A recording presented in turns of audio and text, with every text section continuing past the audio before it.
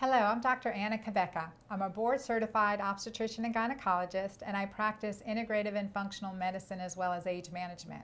I'm here today with a patient, friend, and colleague, Dr. Angeli.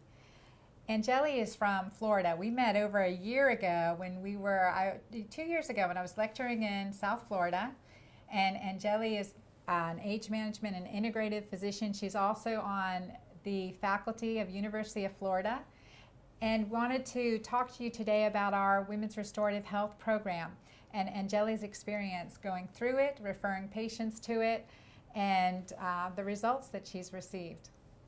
Yeah, well, first of all, Anna, I just wanted to thank you for having me, because I really believe that this program, in the adjunct with everything else I do in my primary care practice, is very effective in helping patients understand why I'm doing and recommending what I'm recommending for them. So it's been a great tool.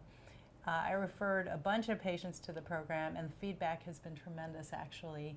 In addition to writing prescriptions and talking them through recommendations, you've supported them with the educational background and knowledge that increases compliance. So I think it's been a tremendous tool, and the patients are getting better. What have you found to be like some key segments that were real eye-openers or beneficial? The best class that I heard, both as a practitioner actually for 15 years and to teach the patients, was your hour-long lecture on hormones. And hormones are very complex, as you know, but to put it at a very basic level that anybody can understand, including someone with either high school education all the way up to PhD level patients that I referred to the program, was tremendous. The other part was the discussion about digestive health, and as a traditional medical practitioner, we kind of hear about digestive health, but you, in that segment with another physician, in that very casual and eye-opening conversation, it was very useful to teach the patients the importance of prebiotics, probiotics, gut health, stress management, and the reduction of leaky gut or upset stomachs. Gluten sensitivity. I mean, you have specifically a fantastic story about that, and we've talked about becoming gluten and gliadin free for you in your life, but also just mention how it's transformed your family's life as far as being, adjusting the dietary habits and the food as medicine, how that can make a tremendous difference in your health. Angeli will talk about with her family, but also in women's health in general, or hormonal health. Our healthy gut, healthy intestines relates to our hormone balance and inflammation, which are the two key factors of disease, so promoting hormonal balance and inflammation.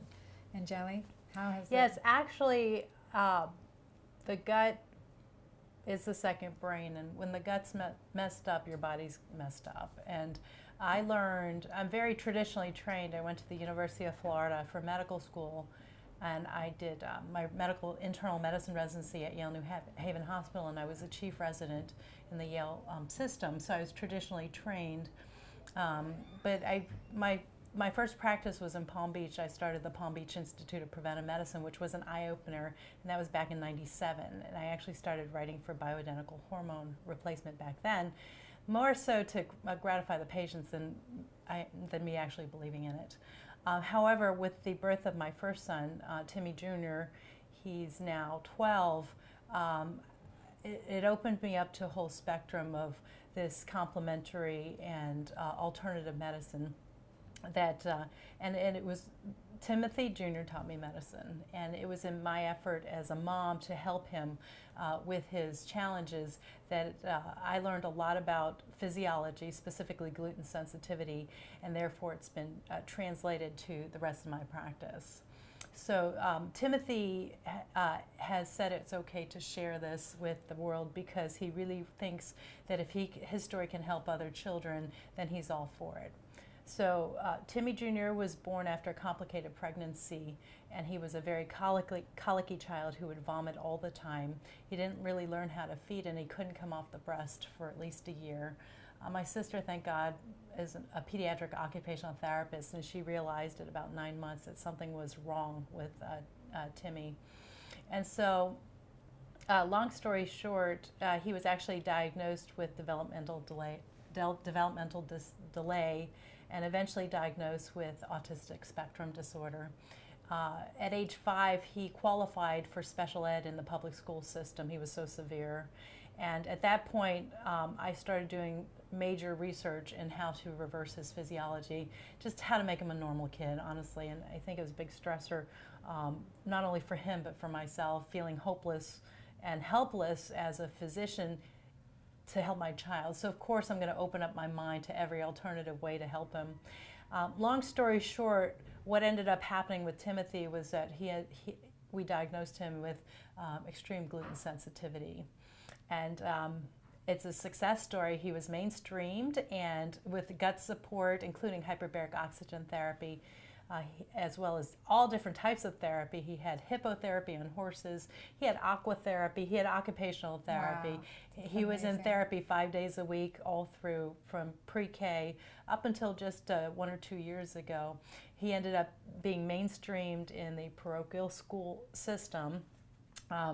He has been on AB Honor Roll all the way through. He actually got the award last year for being for being #1 for faith in his class, and basically is a wonderful child, a wonderful person who actually thinks he has holy orders. So, so long story short, gluten is undiagnosed can lead to disorders in every regard. So when Timothy was diagnosed with autistic spectrum disorder, and now he's mainstream, so he's essentially in remission, we investigated his brother, Derek, and Derek actually had recalcitrant eczema of his legs as a baby.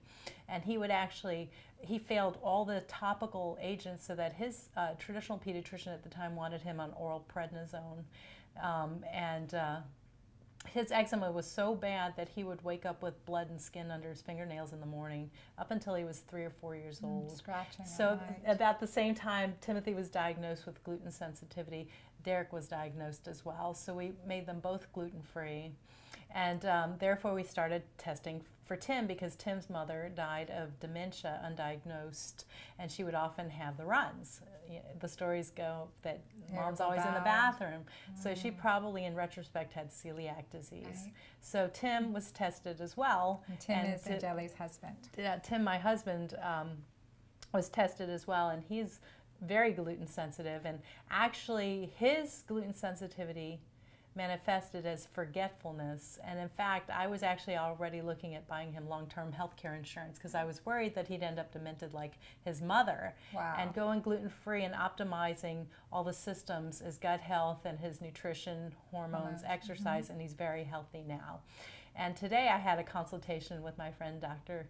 Cabeca, and I was kind of in denial, essentially not eating much gluten but occasionally enjoying a piece of toast.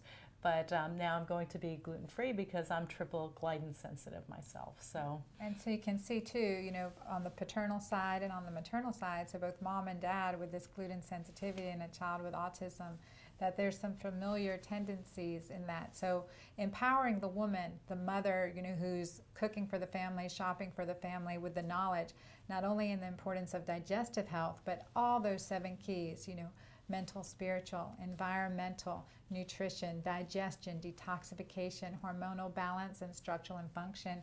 And one of my key classes in our women's restorative health, our sexual CPR, keeping the relationship healthy between man and woman, husband and wife, is so crucial to overall wellness, vitality, and our sensuality. So Angeli, thank you so much for referring your patients to our women's restorative health boot camp. What do you think that's most valuable? Well, I practice in a traditional model of medicine right now, and my usual limitation in trying to balance hormones are a 15-minute follow-up visit. So I allow an hour for the initial, but the follow-ups are often 15 minutes, and I cannot get the education in there in 15 minutes. So I've been prescribing the restorative boot camp for those patients so that they can really understand what I am teaching them, in addition to the literature I provide them. I think it's tremendous that they feel they're not alone, that what you say in your series, everyone in the perimenopausal and menopausal period can relate to some degree. And what I find is that the women that go through it themselves, whether or not they're my patient, are actually referring their female friends, daughters, moms to the program as well. And we've made it easy. So the Women's Restorative Health Bootcamp, and you can see the website below, is made to be a virtual program. So it's self-timed, self-paced, but we encourage you and I hold you accountable throughout the program so that you have to make sure you're doing your homework, your questionnaires, and listening to the audios that are recorded. And I have live question and answer sessions that I give for you exclusively, which gives you the unique opportunity to ask me one-on-one in complete confidence your questions and answer them directly. Plus the surprise experts and guest speakers that we have for our boot campers to just keep reinforcing, optimizing your wellness and looking at the different areas that may be causing disruption in your life and bringing that so that you're fully optimized nutritionally, spiritually, physically, emotionally, etc. Thank you for joining us today. Angeli, thank you for sharing with me and your testimony, and love you very much. Thank you. Can I say something about Dr. Cabeca? Okay. I've been in medicine over 20 years and active clinical practice over 15 years, primarily taking care of women. I'm an academic by base, so I'm always skeptical. I'm looking up scientific studies, studying basic medicine all the time. I teach third-year medical students from the University of Florida in my office. I love looking at truth, and Dr. Cabeca has the best balance of knowing the basic science and actually knowing humans and humanity. And I think that the art and science is put beautifully together in the Restorative Women's Boot Camp for us women to really optimize our function. And women are the backbone behind families, so I think it's critical that we women be optimized spiritually, emotionally, and physically. Thank you.